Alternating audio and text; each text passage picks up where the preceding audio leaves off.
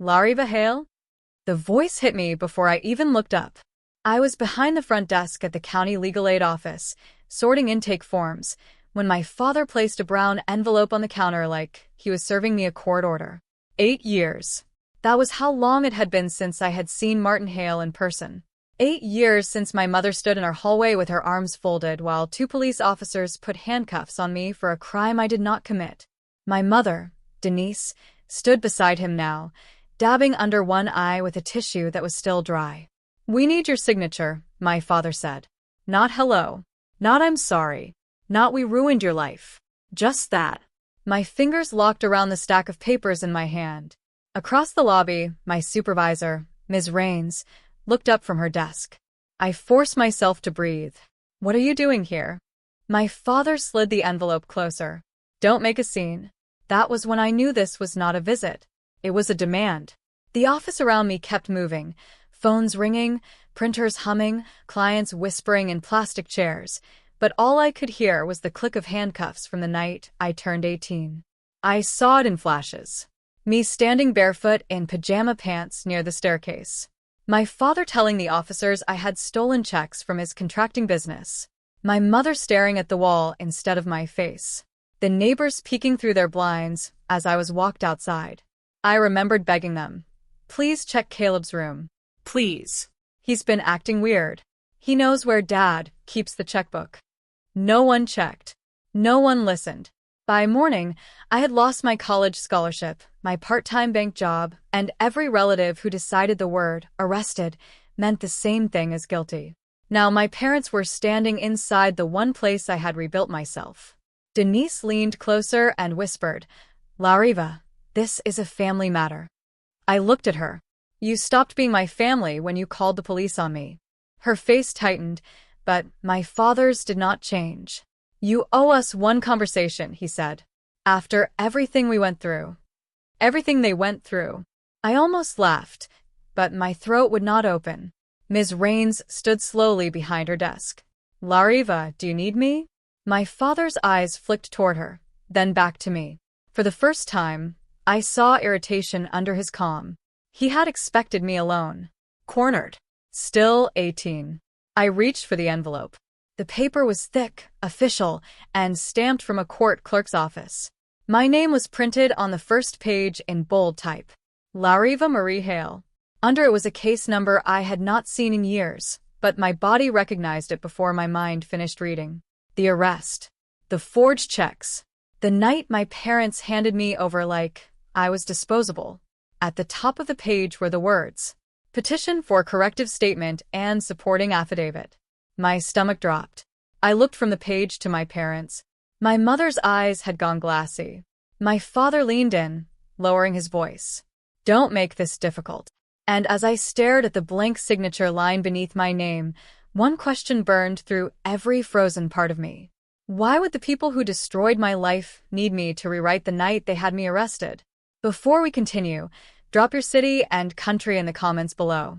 And if you enjoy revenge stories like this, don't forget to like, subscribe, and turn on the notification bell so you never miss an update. I carried the envelope into the small meeting room beside the lobby because I refused to let them do this in front of my coworkers. Not again. Not in front of witnesses I had not chosen. The room had one round table, for chairs, a water dispenser, and a frosted window that blurred the people moving outside. I sat with my back to the wall. My father noticed. His eyes moved over the room like he was measuring exits. My mother sat first and folded her hands in her lap. "You look nice," she said softly. "Your hair is different." I did not answer. "And this job," she continued, glancing around. "It seems stable. I'm glad you found something." Found something. Like I had misplaced my life instead of having it kicked out from under me. My father remained standing until I sat all the way down. Then he took the chair across from me, slow and deliberate, as if he still controlled when the meeting began. I placed the envelope between us. "Why are you here?" Denise blinked. "Lauriva." No, my voice came out quieter than I expected, but it did not shake. "You came to my job with court papers. You said you need my signature." "Why?" My father exhaled through his nose. Because this should have been handled years ago.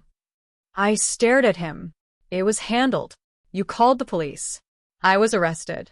The charges were dropped because there was no proof. His mouth tightened. That is not the full story. That is the only story you left me with. Denise reached across the table, like she wanted to touch my wrist. I moved my hand away before she could. Her fingers froze against the tabletop. You have to understand, she said. We were under pressure too. I looked at her then. Really looked. The same woman who had stood in the hallway while I cried for her. The same woman who had told the officer, she's always been dramatic, while I tried to explain where I had been the night the checks were cashed. I opened the envelope and pulled the papers out. Read it, my father said. The first page was formal, dense, full of words that tried to sound harmless. Corrective statement, clarifying prior assertions, misinterpretation of family business records. Then I reached the affidavit. My eyes slowed. I, Lauriva Marie Hale, acknowledge that statements made by me on or around the date of my arrest were made while I was confused, angry, and emotionally distressed. I stopped breathing for a second. My father watched my face. I continued reading. I further acknowledge that my parents, Martin and Denise Hale, acted reasonably based on the information available to them at the time. I looked up. Reasonably. Denise swallowed. It's legal language. It says I was confused. You were upset, my father said. I was handcuffed in my own house. You were 18. And innocent. Neither of them said anything. That silence landed harder than an argument. I flipped to the next page. There it was again, written like a stain someone wanted me to press into permanent ink. Statements made by Lauriva Hale concerning Caleb Hale's access to company checks should not be relied upon as factual. Caleb. My brother's name sat in the middle of the page like something half-buried. I looked at my mother. Why is Caleb in this? She looked down immediately. My father answered for her. Because you dragged him into it back then. I told the police he knew where the checkbook was. You accused him. I asked them to check his room. You were trying to shift blame. I let the page fall flat on the table. You still cannot say I did not do it. Denise's mouth trembled. Lauriva, please don't start like this. Start? I leaned back. You came here. My father tapped one finger against the paper. The charges were dropped. Your life moved on. Ours did not.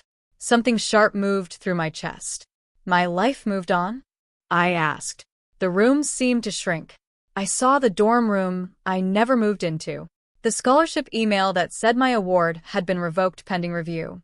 The bank manager who would not meet my eyes when she told me they had to let me go. The cousin who posted some people steal from their own blood and still play victim. I slid the affidavit toward him. You do not get to call survival moving on. His expression hardened. This is exactly why we did not come sooner. Denise leaned in again, voice low and urgent. Your brother is fragile right now. There it was. Not I'm sorry.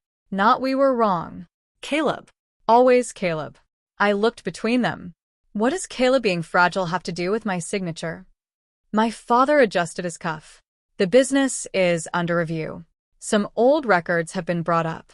This affidavit would help close unnecessary questions. What kind of review? A routine one. Then why does it mention my arrest case number? He did not answer. I turned another page and found my full name already typed above a blank signature line. Not a draft. Not a request. A trap waiting for ink. There was even a yellow sticky note pressed to the last page. Must be filed before hearing. I touched the corner of it. What hearing? Denise's crying stopped. Only for half a second. But I saw it. I looked at my father. Why can't you sign your own statement? His jaw tightened so hard a muscle jumped near his cheek. Because, he said, this concerns what you said. What I said was true. His palm flattened on the table. For the first time, the practiced calm cracked. You were a scared kid trying to get out of trouble. I was a scared kid because my parents had just told the police I was a criminal. Denise whispered, Lauriva. But my father reached across the table and tapped the blank line beneath my name. Once. Twice. Then he looked me dead in the eyes. Sign it now, he said, or we'll tell everyone at this office what you really are. My chair scraped backward so loudly the sound cut through the wall.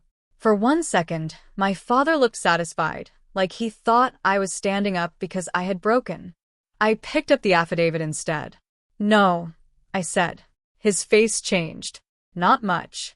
Just a tightening around the eyes. The old warning look. Lauriva, my mother hissed, sit down.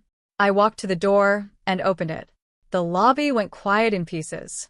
First the receptionist stopped typing. Then the woman waiting with a toddler looked up. Then Ms. Raines stepped out of her office with her reading glasses still in her hand.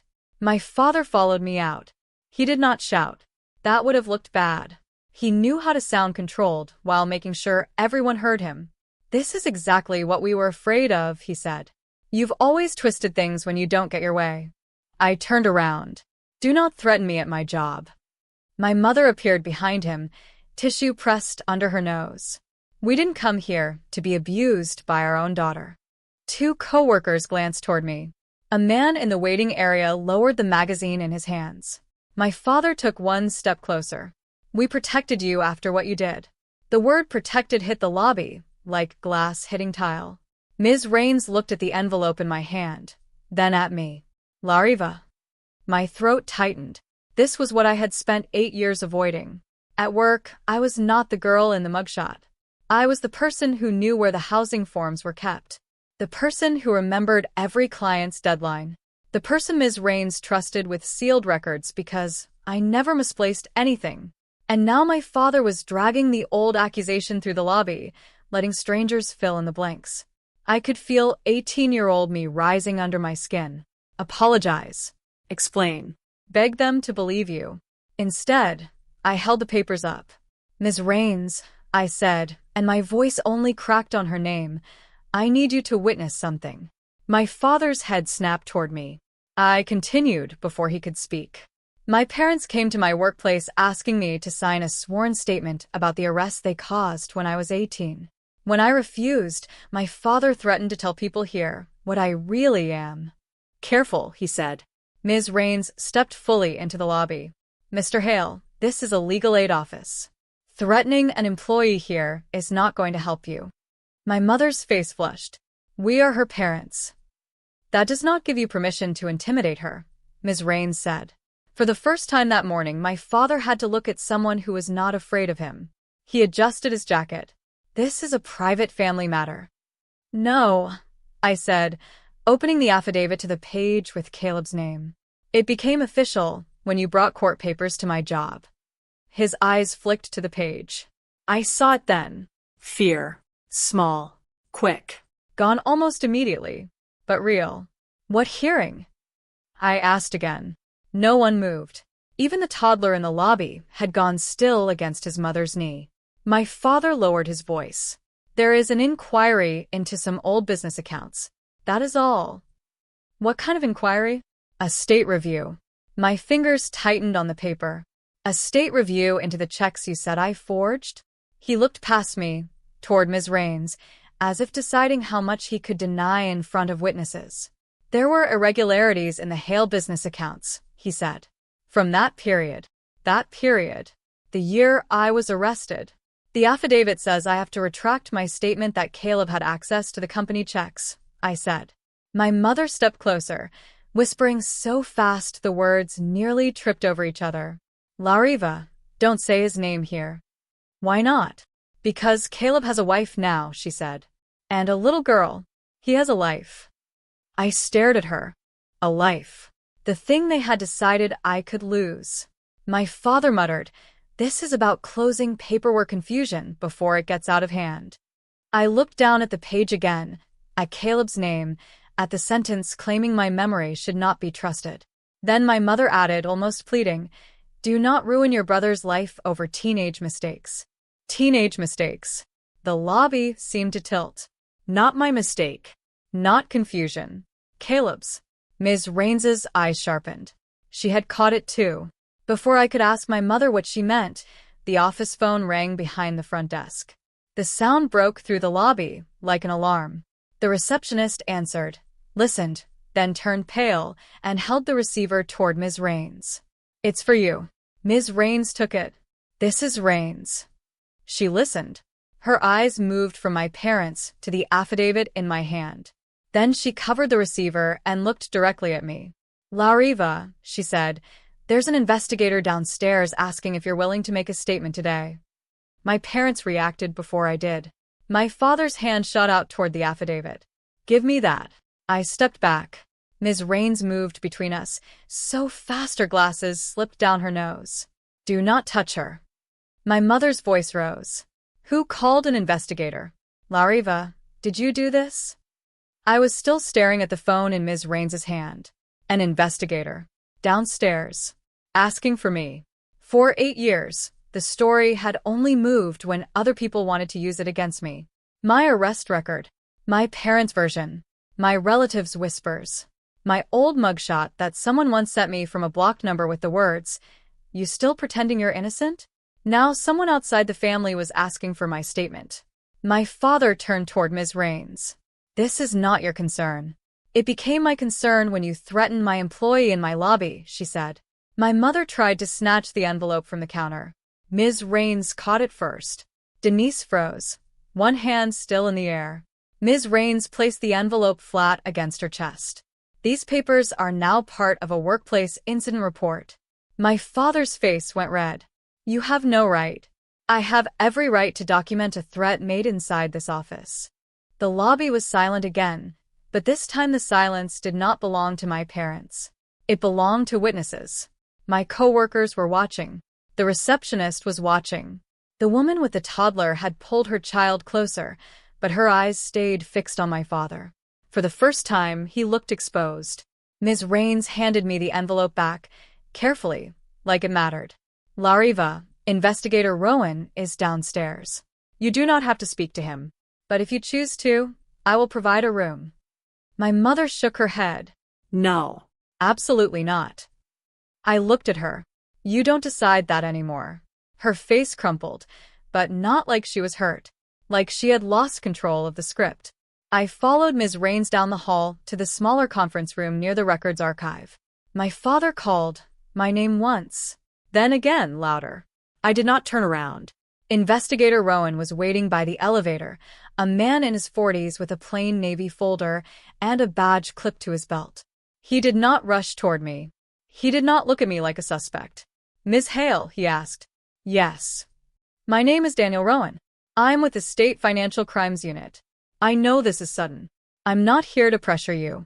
That sentence alone made my eyes burn. He followed us into the conference room and sat across from me with the folder closed. "I understand your parents are upstairs," he said. "They showed up with an affidavit." He nodded once. "I'm aware they were attempting to obtain one." My fingers went cold. "You knew?" "We knew there was a hearing coming up. We also knew your original statement was a problem for them." Ms. Rains stood near the door. "Would you like me to stay?"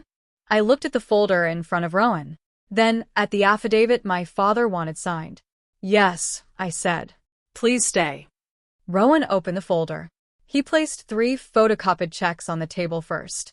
Each one had my name written in a slanted version of my signature.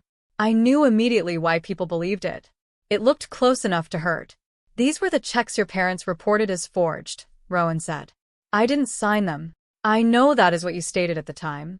He added a bank timestamp printout beside the checks. Then a copy of a withdrawal slip. "These checks were cashed at 2 branches," he said. "One near campus housing. One near Westbrook Gym." My pulse thudded. "Caleb's gym. Not mine." "I worked across town," I said. "We have that in your old employment file. Your shift ended after the first transaction." I stared at the times. For 8 years, I had carried the humiliation of being arrested, but no one had ever sat me down and laid out proof that I had been somewhere else. Rowan turned another page. "This is from the original police report. Your father declined consent for officers to search Caleb Hale's room." The room went very still. I remembered asking, crying, pointing upstairs, "Please check his room." My brother had stood at the top of the staircase that night, one hand gripping the railing, pale under the hall light. He had not said a word. And suddenly another memory pushed through, sharp and unwanted. A local news clip from the week after my arrest. A blurry bank security still. Someone in a dark hoodie walking away from an ATM vestibule. The same hoodie Caleb wore that night on the stairs. I pressed my hand to my mouth. Ms. Raines shifted beside me, but did not interrupt. Rowan's voice stayed careful. The review was reopened because a former bookkeeper for Hale Contracting came forward. She reported being asked to alter ledgers after your arrest. My father asked her? That is part of what the hearing concerns. I looked at the affidavit again. Corrective statement. Misremembered key events. Parents acted reasonably. I understood then. Not all of it. Not yet. But enough. My signature was not about healing. It was not about family. It was not even about old shame. It was a tool. If I signed, they could say I had been confused at 18. They could weaken my original statement. They could make Caleb disappear from the story again. And if I refused, I would have to step into the one thing I had built my whole adult life around avoiding. Public truth. Rowan folded his hands. You are not obligated to speak today. But I need you to understand that your parents are trying to file that affidavit before the hearing. A bang hit the conference room door. I jumped so hard my knee struck the table. Lauriva, my father shouted from the hallway. Open this door. Ms. Raines moved toward it, but did not open it. Another bang. Then my mother's voice broke through, thin and desperate. Lauriva, please, your brother said he'll go to prison if you talk. I stood up so slowly that the chair barely made a sound. Ms. Raines looked at me. You do not have to open that door. I know, I said. And that was the difference. At 18, doors open around me. Police walked in. My father spoke first.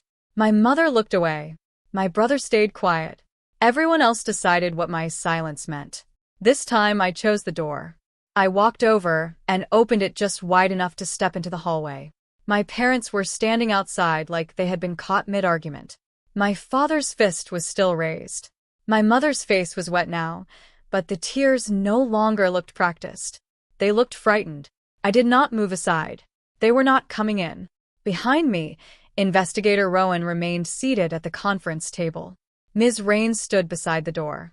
Two of my co-workers had appeared near the record shelves, frozen with files in their hands. Good.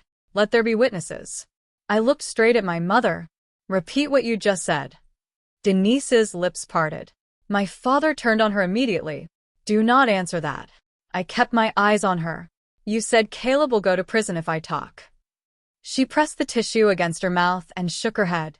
Why would Caleb go to prison? I asked, if I was the one who forged the checks. My father stepped forward. This conversation is over. Ms. Raines's voice cut in from behind me. Mr. Hale, step back. He stopped, but his eyes stayed on mine. The old instinct rose again.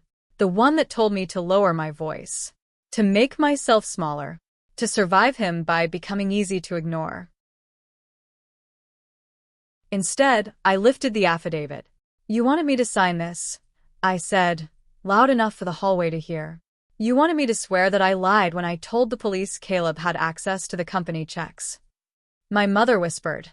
We were trying to protect him. There it was. Not all of it, but enough to split the floor open. My father snapped. Denise. She flinched. I stared at her. Protect him from what? She would not look at me.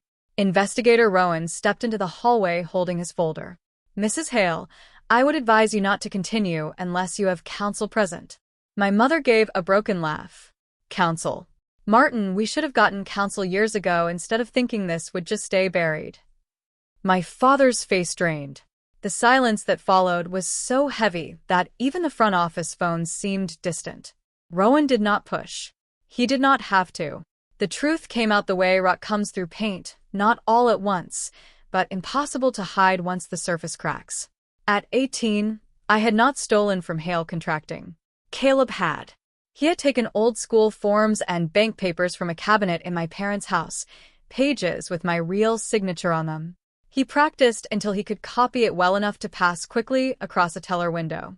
He forged checks from my father's business account and cashed them to cover gambling debts he had built through illegal sports betting. My father had given Caleb access to the office, the checkbook drawer, and company errands because Caleb was his son. Trusted. Protected. The one who was supposed to inherit the business someday. When the missing money became too obvious to ignore, my father traced it back far enough to know Caleb was involved. And then he made a choice. Reporting Caleb would have exposed more than the forged checks. It would have exposed careless bookkeeping, cash withdrawals, altered invoices, and contracts my father could not afford to have examined. It would have exposed a son he had bragged about to every client in town. So he looked at me.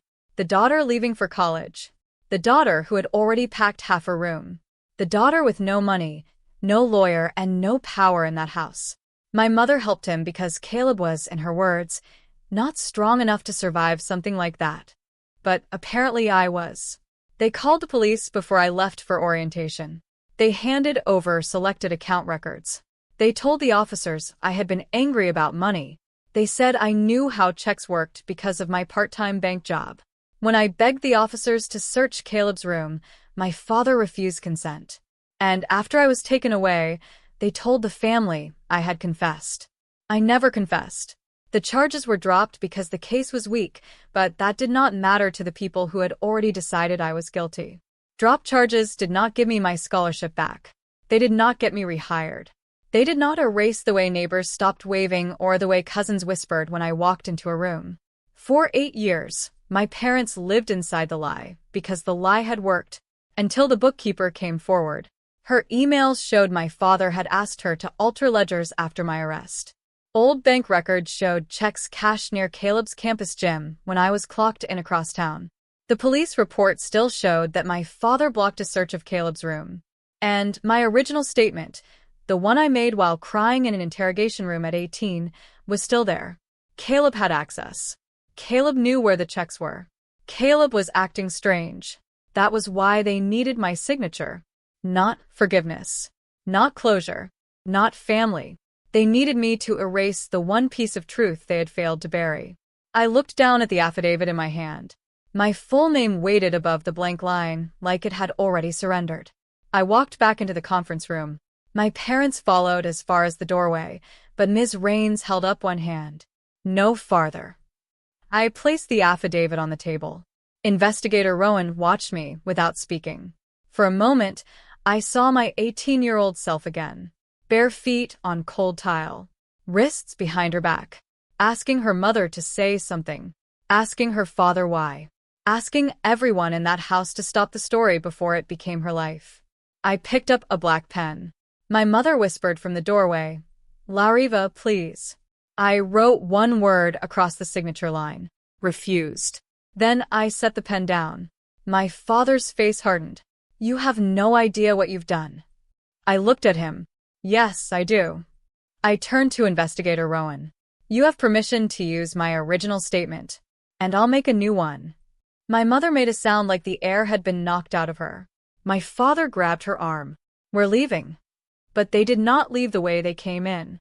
They had walked into my workplace with a brown envelope, expecting me to shrink. They left with Ms. Raines calling building security, with the receptionist writing down the time of the threat, with 2 co-workers giving witness statements, and with Investigator Rowan watching every step they took toward the elevator. The fallout did not happen in one dramatic explosion. It happened in documents, phone calls, closed doors, questions my parents could no longer answer. Martin and Denise were questioned for obstruction, false statements, and business fraud. Hale contracting lost pending contracts when clients learned the state was reviewing years of altered records. The same relatives who had ignored me for almost a decade suddenly found my number again. Aunt Linda left a voicemail saying, "We didn't know the whole story." I deleted it. A cousin texted, "I always thought something was off." I blocked him. Caleb did not disappear behind them this time. He was called into the investigation. His wife learned a version of the story she had been spared. His name, not mine, was finally attached to the checks, the gym branch, the withdrawals, and the debt my parents had once decided was worth sacrificing me for. My mother's reputation suffered in the quiet way she feared most. Church friends stopped asking her to organize charity drives. Neighbors stopped leaning over fences to hear her side. People did not scream at her. They simply looked at her differently. That was worse for Denise. My father lost something he valued even more than sympathy: control. At work, Ms. Raines did not ask me to return to the front desk that day. She put a hand on my shoulder and said, "Go home, Lauriva. We have everything documented."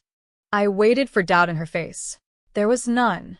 For the first time in 8 years, someone saw the mess, heard the accusation, read the ugly paperwork, and did not ask me to make myself smaller so they could believe me. Months later, I received an official letter confirming that the old arrest record had been sealed and marked unsupported by evidence. I sat at my kitchen table in my quiet apartment and read that line 3 times. Unsupported by evidence. Not erased. Nothing could erase that night, but corrected, named, pulled out of my parents' hands, and placed where it belonged. I did not frame the letter. I did not post it online. I did not send copies to the relatives who had chosen comfort over truth. I folded it carefully, placed it in a drawer, and locked it away with the rest of the records that proved I had survived people who thought I would stay silent forever. That evening, I made dinner in the apartment I paid for myself. No one knocked on the door. No one demanded my name. No one held papers over my head and called it family. And for once, the quiet did not feel like loneliness. It felt like mine. My parents came back after 8 years because they needed my signature. They did not get it. Lauriva never gave them her signature. She gave the truth her name.